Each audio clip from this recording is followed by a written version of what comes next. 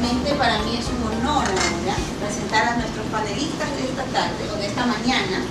Tenemos con nosotros a la licenciada Jenny Estrada, historiadora de alto nivel y de larga trayectoria en cuanto a nuestras costumbres, al conocimiento de nuestra día a día, de lo que hace un pueblo.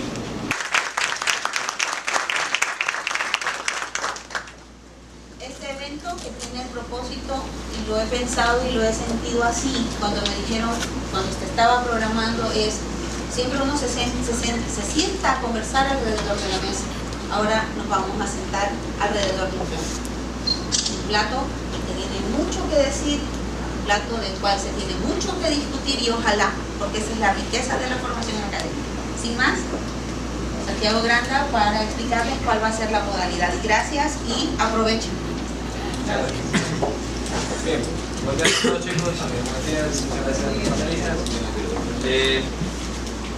Quiero también dar la bienvenida a algunos invitados especiales que tenemos, aparte de los docentes de la escuela de Isaac que se encuentran aquí. Tenemos a Diego Hermosa, el Liceo Penitenciario, a nuestros invitados de la Universidad Estatal, Manolo Romero, que fue el primer coordinador de gastronomía de la escuela y del instituto, demás profesores de Isaac, Ángel, Deito, Johanna y todo el personal de la institución. Juan Carlos también que nos acompaña, nuestro coordinador de gastronomía.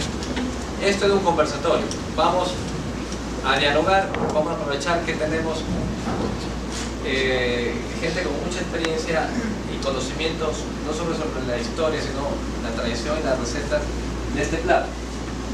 Entonces, yo voy a lanzar algunos temas a tratar, y yo creo que entre todos vamos a ir enriqueciendo ese debate. Puede ser un conversatorio, podemos debatir algunos puntos, pero al final tenemos que sacar una conclusión de que nos enriquece este diálogo. Y en este caso una fanesca, mañana puede ser otro plato. Todos buscamos el mismo objetivo con nuestra cocina, que esté en lo más alto. Pero tenemos que empezar a tener este tipo de actividades para analizar, porque esta cocina está rica, pero hay que ver cuál es el origen de todo y cómo podemos mejorar. Así que vamos a empezar con la historia de la fanesca. Todos hemos comido fanesca durante años. Ha sido un plato tradicional, familiar, etc. Pero ¿dónde nace la fanesca? ¿Por qué el Ecuador hace este plato? ¿Desde cuándo lo hacemos? ¿Por qué se llama fanesca? Tiene origen 100% nuestro, de la colonia, tuvo influencia de extranjeras. Y yo creo que ese es el primer paso tal vez a analizar. Y ahí le cedo la palabra a la experta en historia, que nos podría empezar a ilustrar sobre este tema. Y en comida. Pero el queso es producto elaborado de la leche de la vaca que vino con los españoles. Y la fritura del buchín es hecha con aceite que trajeron los españoles, a quienes se lo insertaron en su comida los árabes. O sea, la historia de la cocina en el mundo es uno de los temas más apasionantes de la investigación. Hoy concretamente tenemos a uno de los platos más sabrosos de la cocina ecuatoriana, que es el que nos congrega para poder hablar acerca de él. En primer lugar, remarquemos, no hay plato aborigen, es cocina mestiza. Segundo, las tradiciones, y esto se enmarca en el campo de la cocina tradicional, no es parte del folclore, pero no es folclore autóctono. Las tradiciones no tienen una fecha de partida, no tienen un autor. Para ser consideradas auténticas tienen que ser antiguas, anónimas, y tienen que darse en el lugar de procedencia. O sea, es una tradición que está ligada a nosotros desde el principio de lo que hoy es la República del Ecuador, que en la colonia fue parte de la audiencia de Quito. En tercer lugar, los productos que integran este plato son algunos de la tierra, como el zapallo, el sambo, el choclo, y otros que trajeron los españoles, y se los incorporamos a este plato. En cuarto lugar, está estudiado que la forma de dar gracias a la naturaleza. Entonces, en homenaje a la tierra, esta producción de la tierra, todo pueblo come lo que produce, en agradecimiento a lo que la tierra nos da. Cuando llegaron los españoles, le incorporan productos traídos por ellos, el garbanzo, la lenteja y otros granos, y se vuelve un plato más contundente al que luego se le añade el pescado. En algunas regiones, en algunos lugares, en algunas ciudades del Ecuador no se la hace con pescado, se la hace sin pescado. Esas son las variantes de las que hablaremos. Y son los religiosos los que van atando la tradición de los aborígenes a lo que ellos introducen en la época colonial. Ejemplo, la colada morada para todos, menos para los ecuatorianos. ¿En qué año más o menos hubiese pasado eso? Las tradiciones no tienen fecha, lo remarco. Las tradiciones son el pasado que se inserta en la vida cotidiana. No tienen punto de partida, no tienen documento de inicio, no tienen autor. ¿Quién lo hizo? Pero no hay indicios, ¿no hay algún indicio de que en alguna fecha específica se consumía? No, hablamos del periodo colonial. Antes de prehispánicamente hablando. El periodo prehispánico la ubica como la fiesta de la cosecha. Ah, ya. En la que, lo acabo de decir, Sí, sí. en la que se recogían estos granos, o sea, y como agradecimiento a la tierra se hacía un ritual de cocción de los granos y servirse esta sopa de granos. ¿En algún momento alguna congregación religiosa decidió adoptarla o No fue? existe evidencia No hay de ninguna documentos evidencia. de los... ¿Puedo decir algo? Sí. Bueno, Que nosotros somos producto de dos vertientes culturales. Claro. La región interandina, conquistada por el Incario, deja todo el legado culinario del Incario, incluyendo el chuño y otros usos, ¿no? de productos naturales. Mientras que en la costa, dicho por los conquistadores a través de los documentos de la conquista, los pueblos que habitaban a la orilla del mar tenían sus propias costumbres, su propia lengua, nunca hablaron el quichua o quechua, y su alimentación difería sustancialmente de la de la sierra, excepto por el uso del maíz. sí, nosotros debemos tener muy claro que la alimentación del país está dividida en tres regiones, hablemos de eso. No lo tomo en cuenta Galápagos porque la gastronomía de Galápagos está en manos de extranjeros y tenemos una gran carta internacional y no tenemos un plato que identifique teniendo las mejores langostas del mundo. ¿Ya? Tenemos la cocina del Oriente, que es una cocina aborigen. A lo mejor muchos de ustedes no han probado la papa china o no han hecho un locro de papa china, ¿no es cierto? Pero las dos corrientes que han llevado siempre adelante están la del interior y la costeña, la costera. Y decía, están muy bien enmarcadas, ¿por qué? Porque en el interior se come arroz, papas y carne, y en la costa yuca, verde y pescado. Perfecto. Pero no nos olvidemos también que hoy en día estamos hablando de la cocina fusión. Y de antaño, si hablamos desde la fanesca, ya era un plato de fusión. Porque los granos se daban en el interior y el pescado era de otra región. Es más, un plato que todavía estamos paladeando todos los días, el sancocho, es un plato fusión. ¿Por qué está compuesto? En el interior, yuca, verde, choclo y carne. Entonces, el choclo es del interior. La yuca es de la costa y el verde es de la costa. Entonces, antes ya teníamos muy bien identificado lo que es la fusión. Siempre ha dicho. Lo que pasa es que se toca una palabra y se le quiere llevarle con un horizonte inmenso de algo que ya se dijo, algo que ya existió y que existe. Para dar un toque de Navidad, uno de mis nietos dice que la comida fusión es un plato grande y un poquito de... Sí, señora. Muy bien. El Inti Raymi, que es la fiesta al dios Sol en agradecimiento a la cosecha. Recuerdo que Cuando yo frisaba unos 8 o 10 años, me ponían a desgranar choclos. Y esta era la única época del año en donde se comían humitas. Porque era la época de la cosecha y era una cosecha en el año. Hoy tenemos choclos todos los días. Porque antes se decía que hay que agradecer a Dios y se producía una vez en el año. Hoy la tierra no puede ser ociosa. La tierra tiene que producir 3 o 4 veces más. ¿A base de qué? A base de alimentos químicos y también insecticidas, pesticidas y fungicidas. No se olviden de estas palabras. Por eso. Entonces, si quieren, yo de una vez voy a dar mi concepto. En Europa, licuadora, tostadora, moledora, nos falta solo la cuchara eléctrica que nos lleve ya la boca. Entonces, cuando llega esta época, se consigue aligerar los procesos de elaboración. Y, a su vez, se pierde el encanto y el sabor de los aceites esenciales a través de las máquinas.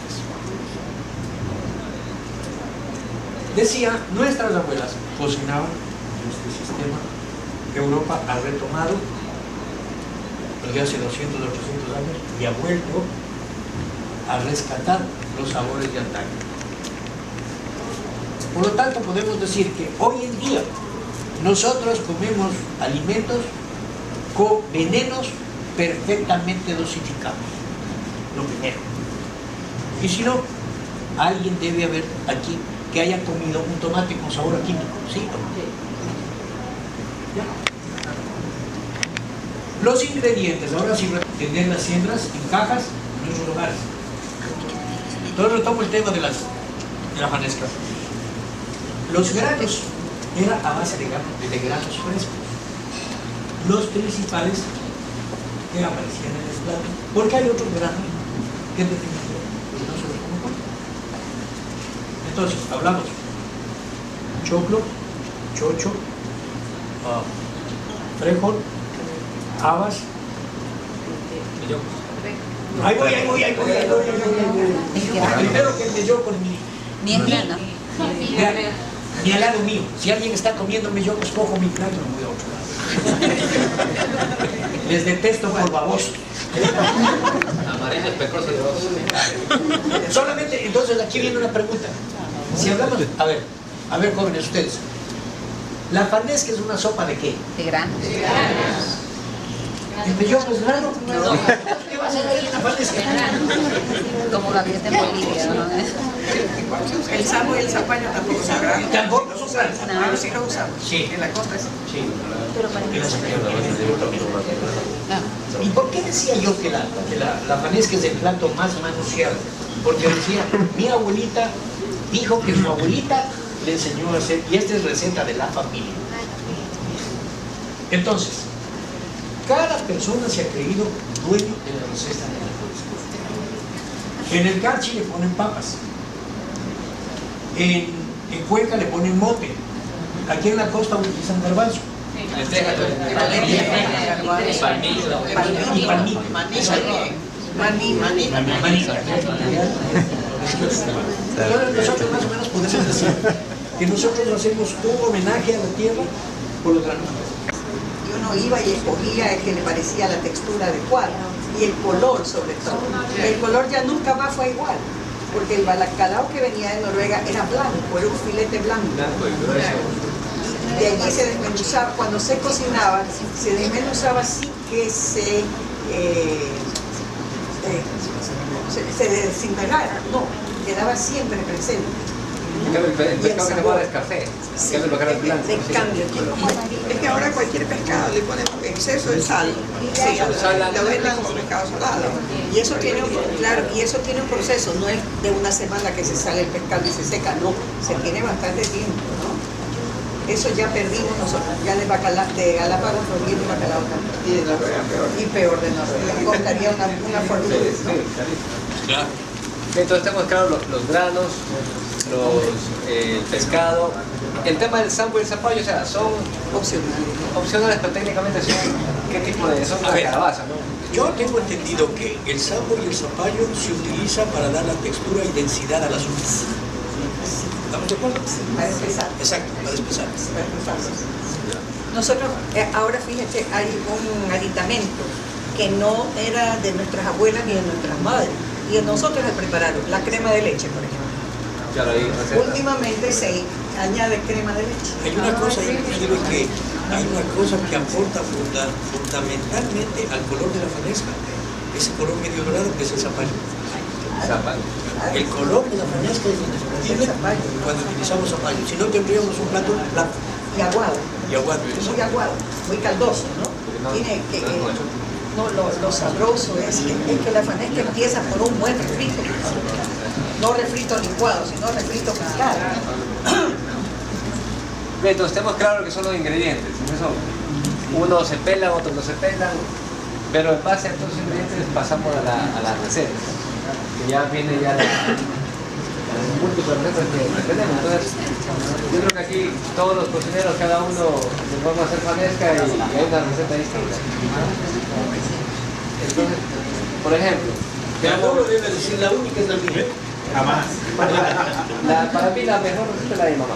Ay, eso es el cuento clásico. Y para mí la de mi papá. Mi papá cocina riquísimo. Desde mi abuelita viene esa receta. Ahí está. Mi papá cocina riquísimo. Ahí está. Mi mamá cocina más. Ahí están los ancestros. Pero mi papá cocina riquísimo. A ver, vamos a la receta aquí. Ahora, yo pienso que primero, como una base, hacemos un buen sofrito de cebolla blanca, ajo, le ponemos un poquito de achote y le agregamos la parte del agua que hemos remojado el pescado, esa agüita salada, no la primera fase porque es muy fuerte, pero sí la tercera agua, le ponemos un poquito de esa agüita de pescado, le agregamos leche y le comenzamos a poner poco a poco los granos.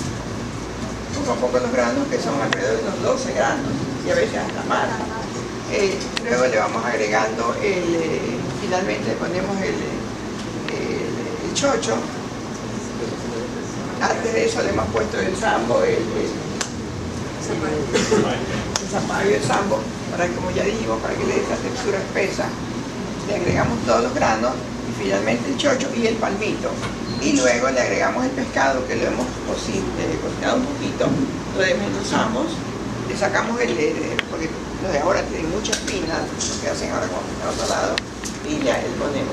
Le agregamos leche, hay personas que le ponen la crema de leche, no todos le ponen crema de leche, otros le ponen mantequilla para darle esa textura dorada y suave. Pues rectificamos la sal y está lista. Bueno, hay personas que le ponen orégano también, otras le ponen culantro, otras le ponen perejil. Esas son las variantes, cada familia, cada persona le pone el sabor que cree que es el adecuado. Receta, a ver, aquí los colegas que nos digan que no hablen sobre las recetas de las fanescas. Diego. No, bueno, es súper importante, me voy a dar mi apreciación más culinaria en el hecho de que yo soy igual quiteño. ¿Serrano o Pero sí, algunos otros pescadores que mandaban. Le agregamos leche y le comenzamos a poner poco a poco los granos. Poco a poco los granos, que son alrededor de unos 12 granos y a veces hasta más. Luego le vamos agregando, finalmente le ponemos el chocho. Antes de eso le hemos puesto el sambo, el zapallo y el sambo, para que, como ya dijimos, para que le dé esa textura espesa. Le agregamos todos los granos y finalmente el chocho y el palmito.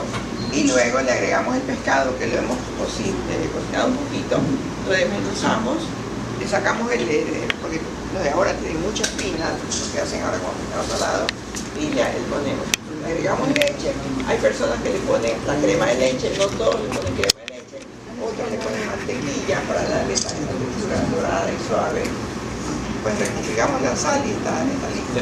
Bueno, hay personas que le ponen orégano también, otras le ponen culantro, otras le ponen perejil. Esas son las variantes, cada familia, cada persona le pone el sabor que cree que es el adecuado. Receta, a ver, aquí los colegas que nos digan que no hablen sobre las recetas de las fanescas. Diego. No, bueno, es súper importante. Me voy a dar mi apreciación más culinaria en el hecho de que yo soy igual quiteño. ¿Serrano o Vieron, sí, algunos otros pescadores que mandaban. Estábamos próximos a preparar la receta. Gracias a Dios he tenido un subchef que fuera de serie. Él era el que me iba instruyendo en base a la realidad de aquí de Guayaquil, o llamémoslo realidad costeña. ¿Por qué? Porque fue para mí bien sorprendente tener palmito en la receta. Imposible, decía yo, ¿cómo un palmito? El palmito yo le comía como ceviche, ¿sí? Le metimos al garbanzo, los granos secos, la cantidad de granos que metimos fue increíble, ¿no? Entonces me llamó mucho la atención. Y en el momento de servir, que iba acompañado con una rosquita, me dice, una rosquita y hay que ponerle la humita. Entonces eso nos da la presencia de que cada gente y cada lugar está acostumbrado a sus productos. ¿Por qué papa? Porque Carchi, como todos sabemos, es la mayor productora de papas del país. Pero si es que vamos bajando del norte para el sur, vamos a ir sintiendo cambios que si bien es cierto en la región interandina no están sentidos, pero al momento que nos giramos un poquito a la costa, pues ya empezamos a ver la utilización de productos muy tradicionales de acá, como en el caso de palmito, ¿sí? Pero es que nos vamos un poquito más al sur, se llega a la ciudad de Naranjal, no sé si alguien sabe, pero ahí yo pienso que cambia la cosa. Ahí aparece una tercera fanesca, que es la clásica fanesca de sopa de lenteja con mariscos y cacahuetes. ¿Sí? Entonces, ese sí es el gran potaje, que muy particularmente a mí no es que sea de mi agrado. En todo caso, cada región del país, cada provincia, cada cocinero pues ha hecho que sus productos naturales surjan en este gran potaje. Empezando muchas veces en la sierra con cebolla blanca, empezando muchas veces en la costa con cebolla colorada, que nos marca básicamente el tipo de cocina que nosotros estamos realizando, el sabor, ¿sí? Entonces yo siempre que hablo a mis alumnos en cocina ecuatoriana les digo que estos dos elementos que de pronto son tan sencillos y tan básicos en cocina, porque cuando va alguien a nuestra casa y no tenemos una cebolla, ¿qué le decimos? Ni siquiera una cebolla. O sea, sí es tan básico la cebolla, o el ajo, ¿sí? Entonces hay dos cosas, que el ajo y la cebolla. No tienes ajo, pues no hay nada para cocinar, no hay cebolla tampoco, ¿vale? Pero en todo caso, ¿qué es lo que sucede?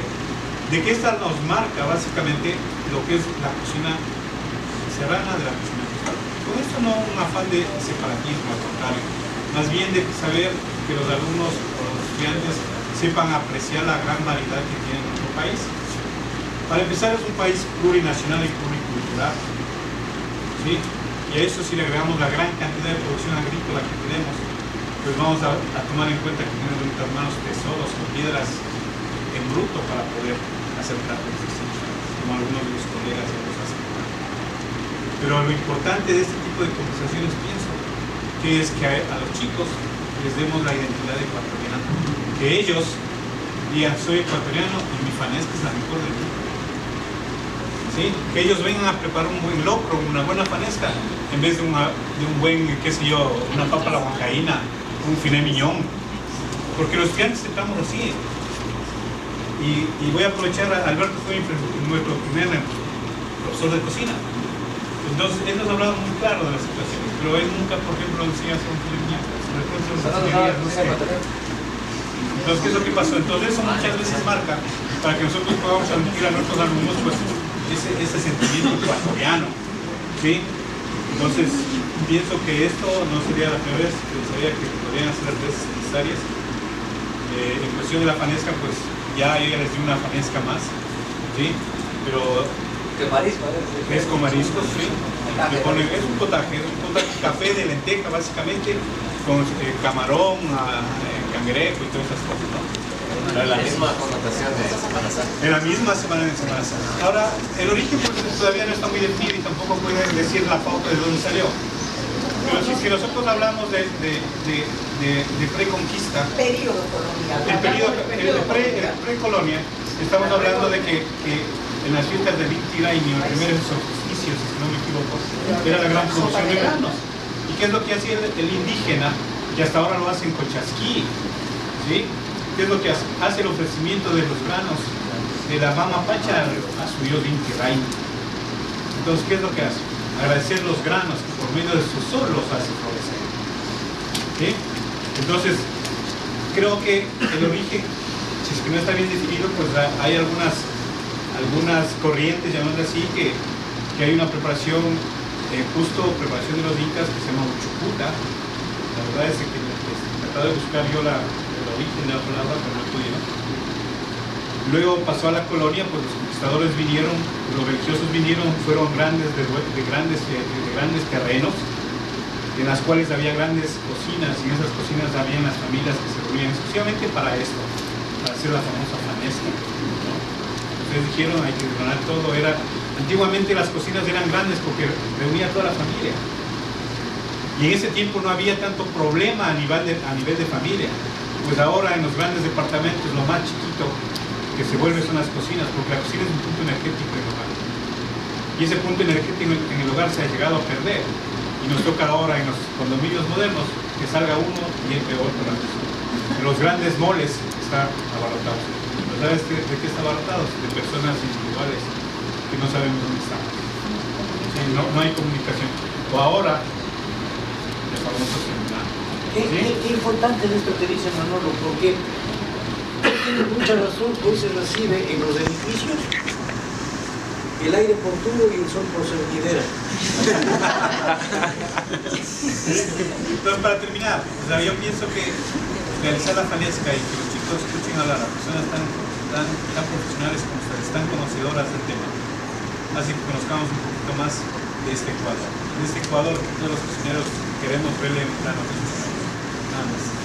Independientemente, primero por el grado de dureza de los granos, y otro cuando se quería rescatar todo el sabor, se cocinaban al vapor, es decir, se ponían las... Como una tamalera. Exactamente, como una tamalera, pero antiguamente se hacía en pailas con paja. Y entonces se ponía un mantel blanco sobre ladrillos o piedras, se ponía la paja, se ponía un pedazo de sábana, un lienzo, se ponían los granos, se tapaba y se cocinaban al vapor. Entonces se recuperaba todo el sabor del grano. La fanesca en la sierra es un plato que no conoce agua, sino únicamente la cocción. Es un plato que se hace única y exclusivamente a base de leche y crema de leche. En la cocción se le pone, o sea, la técnica de la fanesca costeña empieza por nuestro gran refrito, ¿no? Picado, todo. Cebolla colorada, ajo, suficiente perejil, culantro también le picamos, ¿no? Yeah. Nunca se nos ocurría ponerle apio, Yeah. porque le cambia totalmente el sabor y probé una fanesca con apio en hoja una vez y no me gustó para nada, ¿no? Pero sobre eso ya empieza la cocción de los granos que previamente hemos seguido el método de cocinarlos independientemente. Entonces, semiduros, algunos de ellos van a continuar la cocción, y finalizamos con las habas, con lo más delicado, ¿no? Independientemente, primero por el grado de dureza de los granos, y otro cuando se quería rescatar todo el sabor, se cocinaban al vapor, es decir, se ponía... La paella, ahí está, se habla de paella, es famoso España por su paella, pero ¿cuántas paellas hay en España? 20, pero ya se identifica la paella como española.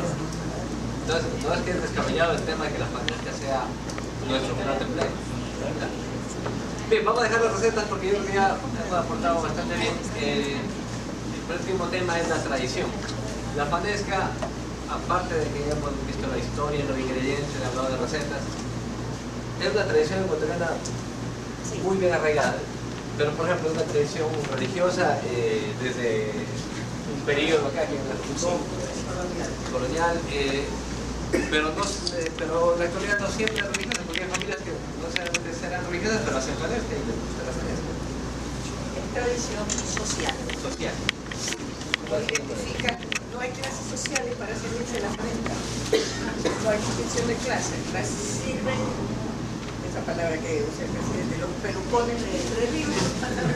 No metan eso. Como los del Guapo, los del Guapo con gusto, ¿verdad? Bueno, en Colombia va a diferentes regiones y lo único, siempre va a predominar el pescado, siempre, pescado y marisco. ¿Pero hay algún plato? No hay un plato definido como tal para la Semana Santa. Y cada región tiene diferentes maneras de hacerlo, pero siempre predomina el pescado o el marisco. Puede ser en diferentes formas, unos lo sacan con sopas, otros lo hacen con platos fuertes, otros pues en... ¿Sabes el ajiaco, por ejemplo? No, el ajiaco hay no. ¿Y los postres? Porque una vez yo tengo algo de familia colombiana y hacían variedad de postres. El durazno, el dulce de durazno. Natillas. ¿Y se hacen 7 postres? La sí, y se hace el dulce de papayuela, que aquí no se consigue, es parecido como al sambo, mucho más pequeñito, tiene otro sabor muy fuerte, se llama papayuela. Pues mire, o sea, por un lado, como dice, es una oportunidad, es una excelente oportunidad que tengamos un plato tan ancestral, o sea, no tengo ni idea de... Se usan mucho las brevas, que aquí son los higos, el arroz con leche también, el durazno, el dulce de durazno. ¿Y se hacen 7 postres? La sí, y se hace el dulce de papayuela, que aquí no se consigue, es parecido como al sambo, mucho más pequeñito, tiene otro sabor muy fuerte, se llama papayuela. Pues mire, o sea, por un lado, como dice, es una oportunidad, es una excelente oportunidad que tengamos un plato tan ancestral, o sea, no tengo ni idea de dónde nació, pero imagínense, tal vez uno de los platos más antiguos aquí en cambio va a una provincia y cambió totalmente. Esa para mí yo creo que es la oportunidad que tenemos de promocionar nuestro plato. En este caso, la fanesca sería un excelente ejemplo. Ese era el tema a tratar. Bien, ¿alguna pregunta, chicos? Ustedes que son el futuro de la cocina, presente y el futuro. La fanesca...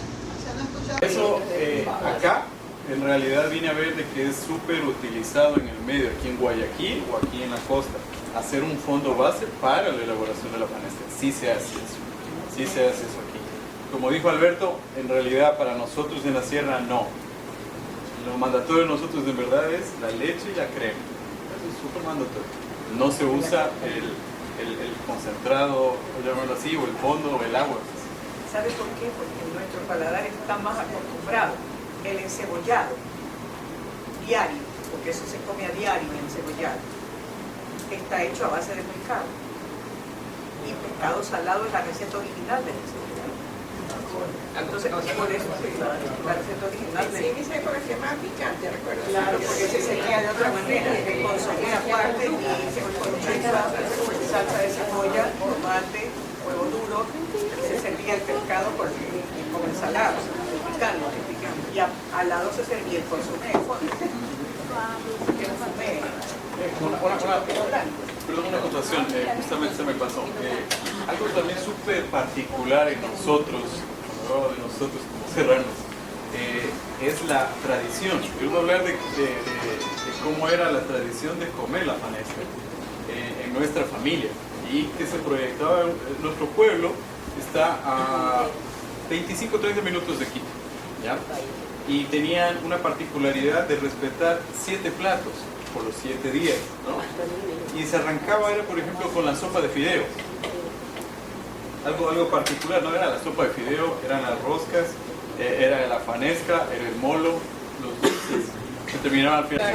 ¿Hace por qué el hornado? El hornado. O llevamos los locos. Los locos. Entonces, igual sí. Tener un sitio específico, como les digo, en Picoa, en Ambato, uno va directamente. Aquí igual, te van a mandar vivas por el corviche, por el camotillo, tonga. Vamos luego de los chefs, que ahí hay buena fanesca. Acá por aquí la gente es típico acá en el cebollado, con la salchicha, los cangrejos. O sea, claro, hay platos típicos de cada provincia. Es el que viene Por eso que yo siempre les digo a los alumnos, miren, cuando usted viaje a una ciudad, como estudiante lo primero que tiene que ir a conocer después de las obras de accesibilidad es vaya al mercado. Y en el mercado se van a hacer una imagen de que qué se come en este pueblo. Por ejemplo, Riobamba es el puerto de Guayaquil. El 31 en el mercado de Santa Clara. Riobamba produce para abastecer a Guayaquil. Y aguardó. Y vean cada mercado. Ambato produce hasta Quito, la Tacunga igual. Y el mercado Amazonas, por ejemplo, que es el más grande de Imbabura, es el que abastece al Carchi. Carchi prácticamente no tiene sino 4 cosas: papas, habas, choclos, mellocos y los carilargos. Los cuyes.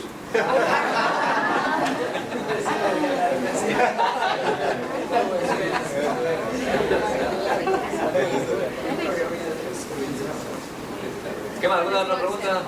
Tradiciones que acompañan nuestras tradiciones religiosas, familiares y sociales, pero que se convierte en un plato vernáculo, porque es un plato que es de la familia, es de la gente, es de la población. Y es a través del trabajo continuo y de la discusión permanente que vamos a lograr eso que decíamos aquí, platos emblemáticos. ¿Qué son los platos? ¿Qué es el emblema nacional? ¿Cuál es nuestro emblema? La bandera, nuestro escudo. Pero eso nos identifica a donde vayamos. Construir un plato emblemático representa mucho trabajo, representa mucho consenso, representa ese pensamiento constante y sobre todo ese albergar en nosotros primero ese plato para convertirlo y poderlo proyectar. Yo agradezco a ustedes su participación activa, su interés, y para quienes están comenzando, porque son primer nivel de cocina, tengo aquí estudiantes que están queriendo ser parte de este mundo, que acojan las palabras del profesor, que amen lo que hacen, porque si están aquí es porque ya tienen un primer paso de ser esas personas especiales para ser parte de este mundo de la cocina, que es parte de una identidad nacional sin desmedro de ningún otro, pero que simplemente también es el fundamento de toda sociedad. Una sociedad es lo que come, así como la gente es lo que come. Así que muchas gracias a nuestros panelistas. Esperemos que lo que se dijo aquí se haga una realidad, que se convierta esto en un continuum de discusión, tal vez no un plato, sí un ingrediente. Tenemos tanta diversidad, tanto por conversar, y muchas gracias.